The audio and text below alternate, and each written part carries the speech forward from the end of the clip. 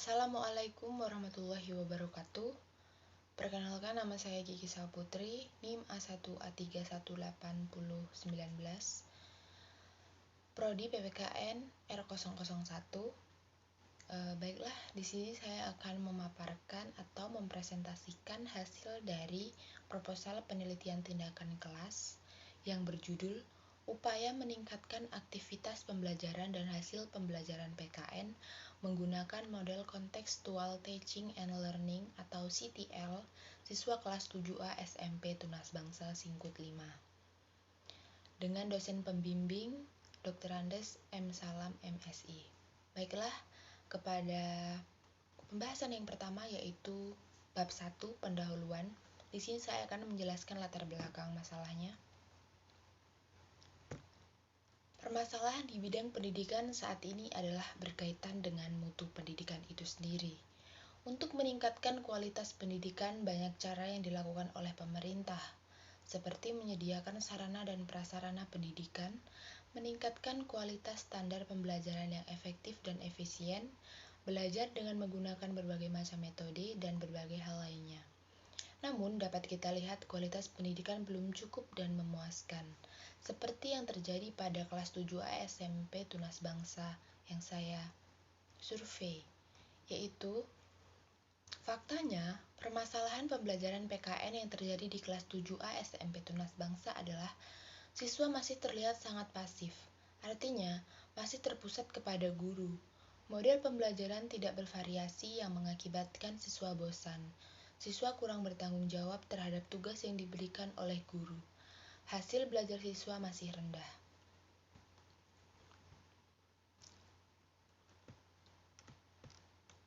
Dari pengamatan yang ditemukan oleh penulis melalui kegiatan prasurvei pada tanggal 5 Februari 2021 di SMP Tunas Bangsa Singkut 5, yaitu dapat kita lihat bahwa hasil belajar siswa kelas 7A cenderung rendah. Hal ini ditandai dengan kebanyakan siswa yang belum mencapai kriteria ketuntasan minimal atau KKM. Nah, datanya yang tidak tuntas adalah sejumlah 12 orang. Yang tuntas adalah 12 orang dan yang tidak tuntas adalah 16 orang dari 28 siswa. Baik, selanjutnya yaitu menuju pada perumusan masalah penelitian. Yang pertama yaitu, apakah penerapan model CTL dapat meningkatkan aktivitas pembelajaran PKN siswa kelas 7 SMP Tunas Bangsa? Dan yang kedua, apakah penerapan model CTL dapat meningkatkan hasil belajar PKN siswa kelas 7 SMP Tunas Bangsa? Dan selanjutnya yaitu tujuan penelitian. Yang pertama yaitu untuk meningkatkan aktivitas pembelajaran PKN menggunakan model CTL di kelas 7 SMP Tunas Bangsa. Yang kedua, untuk meningkatkan hasil belajar PKN menggunakan model CTL di kelas 7 SMP Tunas Bangsa. Selanjutnya yaitu ada manfaat penelitian. Manfaatnya ada dua, yaitu untuk siswa dan untuk guru. Untuk siswa, sebagai bahan masukan bagi siswa untuk memotivasi diri dan lebih kreatif dalam memahami materi sistem pemerintahan kabupaten, kota, dan provinsi PKN pada umumnya. Untuk guru, khususnya guru PKN sebagai bahan pertimbangan dalam mengelola dan merancang proses pembelajaran, serta lebih kreatif lagi dalam memanfaatkan fasilitas teknologi sebagai pendukung tercapainya hasil belajar yang maksimal. Selanjutnya yaitu masuk kepada bab 2, tinjauan pustaka. Pengertian PKN. Pengertian pendidikan kewarganegaraan atau civic menurut Diamond and Plager dalam Winata Putra 2007 adalah studi yang berhubungan dengan tugas-tugas pemerintahan dan hak kewajiban warga negara. Kemudian ada tujuan PPKN. Tujuan PKN adalah untuk membentuk watak atau karakteristik warga negara yang baik. Menurut KTSP 2007, tujuan pembelajaran mata pelajaran PPKN adalah: pertama, berpikir secara kritis, rasional, dan kreatif dalam menanggapi isu kewarganegaraan. Yang kedua, berpartisipasi secara aktif dan bertanggung jawab dan bertindak secara cerdas dalam kegiatan bermasyarakat, berbangsa, dan bernegara, serta anti korupsi. Yang ketiga, berkembang secara positif dan demokratis untuk membentuk diri berdasarkan karakter-karakter masyarakat Indonesia agar dapat hidup bersama dengan bangsa-bangsa lainnya. Dan yang keempat, berinteraksi dengan bangsa-bangsa lain dalam persatuan dunia secara langsung atau tidak langsung dengan memanfaatkan teknologi informasi dan komunikasi. Selanjutnya yaitu ada ruang lingkup pembelajaran PKN. Ruang lingkup pembelajaran PKN terdiri dari aspek-aspek. Yang pertama yaitu persatuan dan kesatuan bangsa. Yang kedua ada norma hukum dan peraturan. Yang ketiga ada hak asasi manusia. Dan yang keempat ada kebutuhan warga negara. Yang kelima ada konstitusi negara. Yang keenam kekuasaan dan politik. Yang ketujuh Pancasila. Yang kedelapan globalisasi. Nah, berdasarkan aspek-aspek di atas dapat ditarik suatu kesimpulan bahwa dengan adanya ruang lingkup pembelajaran PKN di SMP, siswa akan menjadi mudah memahaminya karena ruang lingkup pembelajaran PKN berada di dalam kehidupan siswa sehari-hari di dalam masyarakat. Selanjutnya yaitu aktivitas pembelajaran.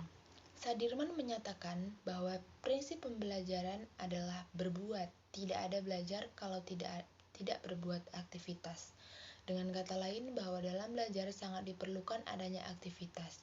Tanpa aktivitas, proses belajar tidak mungkin berlangsung dengan baik. Menurut Martinus Yamin, 2010, aktivitas merupakan proses pembelajaran yang dilakukan di dalam kelas melalui kegiatan mentransformasikan pengetahuan, sikap, dan keterampilan, sehingga guru diharapkan mampu mengembangkan pembelajaran yang aktif, inovatif, kreatif, dan menyenangkan agar aktivitas yang dilakukan siswa dapat berjalan dengan baik. Sedangkan belajar menurut Omar Hamalik 2001 adalah suatu proses perubahan tingkah laku individu melalui interaksi dengan lingkungan. Kemudian berikutnya yaitu hasil belajar siswa. Menurut Anita 2007, hasil belajar adalah perubahan perilaku secara menyeluruh, bukan hanya pada satu aspek saja, tetapi terpadu secara menyeluruh. Sedangkan menurut Winarni 2012 menyatakan hasil belajar adalah bila seorang telah belajar akan terjadi perubahan tingkah laku pada orang tersebut, misalnya dari tidak tahu menjadi tahu dan dari tidak mengetahui menjadi mengerti. Kemudian selanjutnya yaitu mengenai pengertian CTL.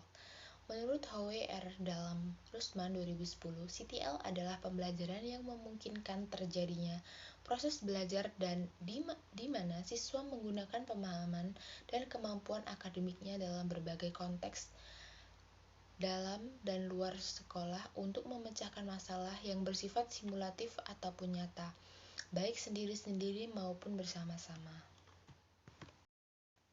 Selanjutnya yaitu mengenai hakikat pembelajaran kontekstual. Menurut Rusman 2010, pembelajaran kontekstual CTL adalah konsep belajar yang membantu guru mengaitkan antara materi yang diajarkannya dengan situasi dunia nyata siswa dan mendorong siswa membuat hubungan antara pengetahuan yang dimilikinya dengan penerapan dalam kehidupan mereka sehari-hari. Dengan melibatkan 7 komponen utama pembelajaran efektif yaitu konstruktivisme, menemukan, bertanya, masyarakat belajar, pemodelan, refleksi, dan penilaian sebenarnya. Kemudian yaitu ada prinsip pembelajaran kontekstual. Yang pertama yaitu konstruktivisme.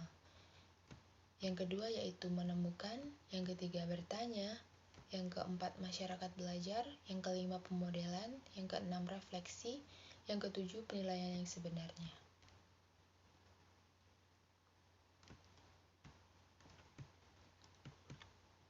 Adapun berikutnya yaitu langkah-langkah pembelajaran kontekstual, yaitu yang pertama, kembangkan pemikiran bahwa anak akan belajar lebih bermakna dengan cara bekerja sendiri dan mengkonstruksikan sendiri pengetahuan dan keterampilannya. Yang kedua, laksanakan sejauh mungkin kegiatan inquiry untuk semua topik yang diajarkan. Kembangkan sifat ingin tahu siswa dengan bertanya. Ciptakan masyarakat belajar. Kehadiran model sebagai contoh pembelajaran, lakukan refleksi di akhir pembelajaran, dan yang terakhir yaitu lakukan penilaian yang sebenarnya dengan berbagai cara. Dan selanjutnya yaitu penelitian yang relevan. Penelitian dengan menerapkan model CTL juga pernah diterapkan sebelumnya, yakni penelitian yang dilakukan oleh Meta Asteriani 2011, yaitu penerapan model pembelajaran kontekstual guna meningkatkan minat belajar siswa di kelas 5A SD 81 Lingkar Barat pada mata pelajaran PKN, dan hasilnya dapat meningkatkan minat siswa dalam pembelajaran PKN. Hal ini dapat dibuktikan dengan ketuntasan belajar siswa klasikal pada siklus 1 sebesar 52,5% dengan nilai rata-rata 68,5 dengan meningkatkan hasil siklus 2 yaitu ketuntasan belajar secara klasikal sebesar 82% dengan nilai rata-rata 78,425. Berdasarkan hasil penelitian yang relevan tersebut, maka peneliti mencoba mengatasi permasalahan aktivitas pembelajaran PKN di kelas 7A SMP Tunas Bangsa dengan menerapkan model CTL untuk meningkatkan aktivitas dan hasil belajar siswa. Masuk ke kerangka berpikir, yaitu di sini terdapat gambar pembelajaran PKN. Permasalahannya yaitu di kelas 7A. Yang pertama, pembelajaran masih terpusat pada guru siswa atau siswa masih pasif. Dan yang kedua, model pembelajaran yang digunakan tidak bervariasi. Yang ketiga, guru jarang mengarahkan pembelajaran yang sesuai dengan pengalaman yang dimiliki siswa. Yang keempat, siswa kurang bertanggung jawab terhadap tugas yang diberikan oleh guru. Yang kelima, hasil belajar siswa masih rendah. Nah, langkah-langkah pendekatan kontekstual teaching and learning yaitu ada konstruktivisme. Dan kegiatan intinya menemukan, kemudian bertanya, kemudian masyarakat belajar, kemudian pemodelan, refleksi, dan penutup. Kemudian dilanjutkan dengan penilaian yang sebenarnya. Kemudian akan memperoleh aktivitas dan hasil belajar siswa meningkat atau tidaknya. Dan kemudian pembelajaran yang diharapkan yaitu pembelajaran terpusat pada siswa atau siswa aktif. Model pembelajaran yang digunakan dengan menerapkan model CTL, guru sudah mengarahkan pembelajaran sesuai dengan pengalaman yang dimiliki siswa. Siswa mulai bertanggung jawab terhadap tugas yang diberikan guru. Dan yang terakhir yaitu hasil belajar siswa mengalami peningkatan. Hipotesis tindakan. Sesuai dengan uraian di atas, maka hipotesis dalam penelitian tindakan kelas ini adalah upaya meningkatkan aktivitas pembelajaran dan hasil pembelajaran PKN menggunakan model Contextual Teaching and Learning atau CTL siswa kelas 7 SMP Tunas Bangsa Singkut 5. Kemudian masuk kepada bab 3 yaitu metode penelitian. Yang pertama yaitu jenis penelitian. Pada jenis penelitian ini adalah penelitian tindakan kelas. Berikutnya yaitu waktu dan tempat penelitian. Tempat penelitian dilaksanakan di kelas 7A SMP Tunas Bangsa Singkut 5. Waktu penelitian ini dilaksanakan pada tanggal 5 Februari sampai 2 Maret 2021 tahun ajaran 2020-2021 semester 1. Subjek penelitian yaitu guru dan siswa di kelas 7 SMP Tunas Bangsa Singkut 5 tahun ajaran 2020-2021 dengan jumlah siswa 28 yang terdiri dari 20 perempuan dan 8 laki-laki.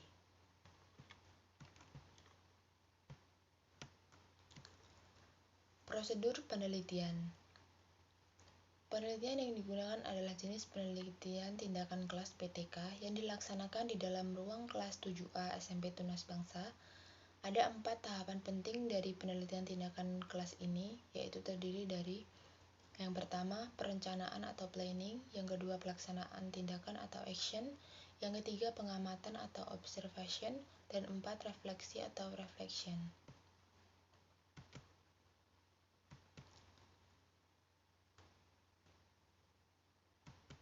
Selanjutnya yaitu instrumen-instrumen pengumpul data yang digunakan. Yang pertama ada lembar observasi dan yang kedua ada lembar tes tertulis. Selanjutnya yaitu ada teknik pengumpulan data. Yang pertama yaitu pengamatan. Pengamatan atau observation adalah metode pengumpulan data di mana peneliti mencatat informasi sebagaimana yang mereka saksikan selama kegiatan belajar mengajar berlangsung. Yang kedua, tes hasil belajar.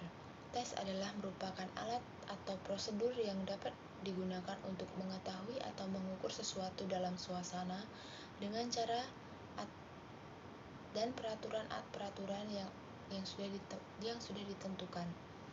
Apabila dikaitkan dengan evaluasi yang dilakukan di sekolah, khusus di suatu kelas, maka tes mempunyai fungsi ganda yaitu untuk mengukur siswa dan untuk mengukur keberhasilan program pembelajaran. Selanjutnya yaitu ada teknik analisis data. Yang pertama yaitu analisis data hasil observasi guru dan siswa. Data observasi digunakan untuk merefleksi kegiatan pembelajaran yang dilakukan pada siklus 1. Ketentuan nilai dari data observasi menggunakan rumus. Yang pertama rata-rata skor sama dengan jumlah skor dibagi jumlah observer. Yang kedua skor tertinggi sama dengan jumlah butir observer dikali skor tertinggi tiap butir observasi. Yang ketiga, skor terendah jumlah butir observasi dikali skor terendah tiap butir observasi. Yang keempat, selisih skor sama dengan skor tertinggi dikurang skor terendah. Yang kelima, kisaran nilai untuk tiap kriteria sama dengan selisih skor dibagi jumlah kriteria penilaian. Data observasi yang digunakan terdiri atas A. Lembar observasi aktivitas guru dan yang B. Lembar observasi aktivitas siswa. Yang kedua ada analisis lembar tes. Lembar tes dianalisis dengan rata-rata nilai dan kriteria ketuntasan belajar berdasarkan penelitian acuan patokan. Menurut Depdiknas 2004, siswa dikatakan tuntas belajar secara individual apabila siswa telah mencapai 70 ke atas. Secara klasikal, proses belajar mengajar dikatakan tuntas bila siswa di kelas memperoleh nilai 70 ke atas sebanyak 70% dengan rumus berikut. 1. Nilai rata-rata untuk kelas. Untuk mengetahui peningkatan hasil belajar tersebut dapat digunakan rumus sebagai berikut. X sama dengan sigma X dibagi N. Keterangannya yaitu X sama dengan nilai rata-rata dan sigma X sama dengan jumlah nilai dan N adalah jumlah siswa. Berikutnya yaitu ada indikator keberhasilan. Yang pertama yaitu indikator keberhasilan tindakan. Siswa secara individual memperoleh nilai lebih dari 70. Yang B, ketuntasan belajar klasikal memperoleh 70%. Lebih dari 70% siswa yang mendapat nilai lebih dari 70. Yang terakhir yaitu ada indikator keberhasilan, yaitu ada 2, indikator keberhasilan tindakan dan indikator keberhasilan proses pembelajaran. Baiklah, itu saja yang dapat saya sampaikan. Apabila terdapat kekurangan dan kesalahan dalam penulisan ataupun penyampaian materi dari saya mohon maaf yang sebesar-besarnya. Saya akhiri. Wabillahi taufiq wal hidayah. Wassalamualaikum warahmatullahi wabarakatuh.